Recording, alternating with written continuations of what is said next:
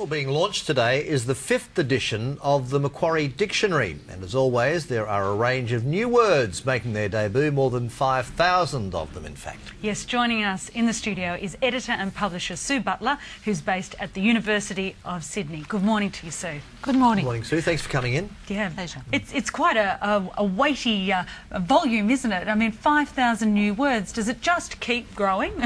Yes, dictionaries don't shrink, so I'm not looking forward to it getting any slimmer or lighter, but the problem with print dictionaries is that you do reach a point where you can't expand the book any further, but then of course we go online to our website online where suddenly these considerations of space don't matter anymore and we're free to expand as much as we like.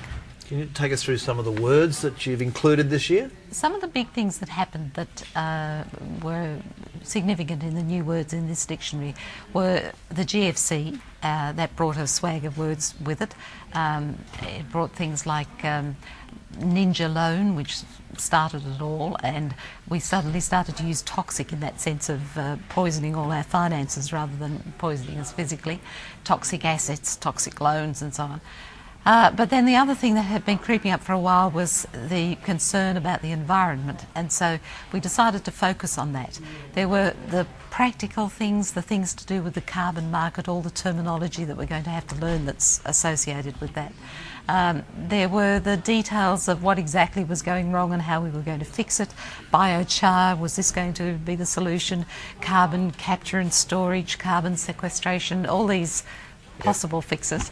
But then it moved through the society. Everyone was anxious about this. So we even had things like eco-philosophy and eco-theology. Before it was just God and us, now it's God and us and all the other living things on this planet, and we have to work out what the balance is and what our rights and responsibilities are. Just going into the supermarket, we find the things we buy now have eco-labels that tell you how friendly they are. And we are concerned with ethical shopping. We want to know that the things we buy don't harm the environment, haven't hurt any animals in the process of their making, aren't doing anything wrong to anyone in the world.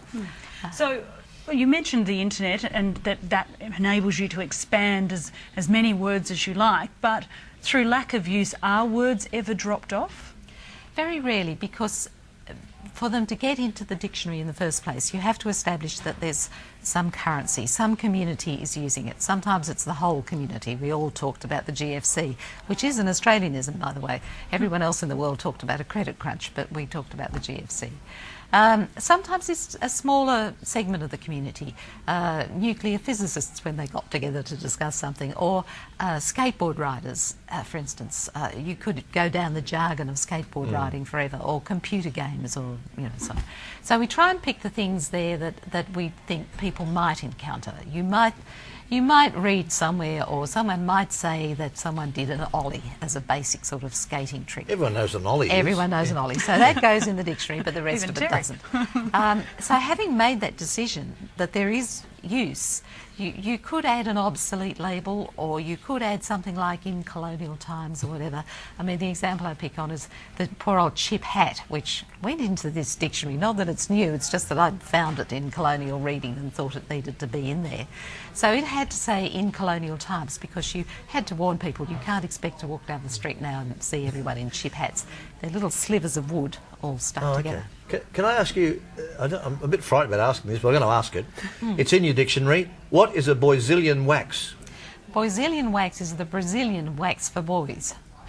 A what, sorry? A Brazilian wax for boys.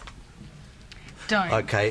Stop there. Okay. Stop there. I guess, so I'd like to know, like, a lot of these words, you must have people bring them to your attention. Yes. Do you ever stop people in the street and say, hang on a minute, where did you get that word? Is it a word, and where does it come from, and what does it mean? I am tempted to do that. I think I've made myself a bore at parties by sort of suddenly saying, oh, what did you just say? But no, I draw the line at stopping people in the street, and we don't need to do that. They can come to the website. There's a spot there where you can add a word to the dictionary, and people do. As it ranges from misunderstandings, stuff that we sort out is not useful, to stuff that is very useful indeed. And we've had that right from the start. With the first edition of the dictionary, we actually published a little newsletter where people posted back their thoughts about it all. So it's really just a continuation online of that communication between us and the users of the dictionary, which is very important. What is a pimp cup? Pimp cup is a very flashy cup. It's part of a fashion scene, so that you arrive at the party in your treggings, that's the girl, and the bloke would have various fashionable items of wear, but he'd bring a pimp cup. It's just a glass, like a goblet, like a medieval goblet with lots of bling, lots of glittery stuff, and possibly your name picked out in rhinestone on it. And gotcha. Okay, I'm with you. We'll talk more about boyzillians and pimp cups in the break. Sue, it's been fantastic to have you in the studio, and many thanks. Thank you. Thank you.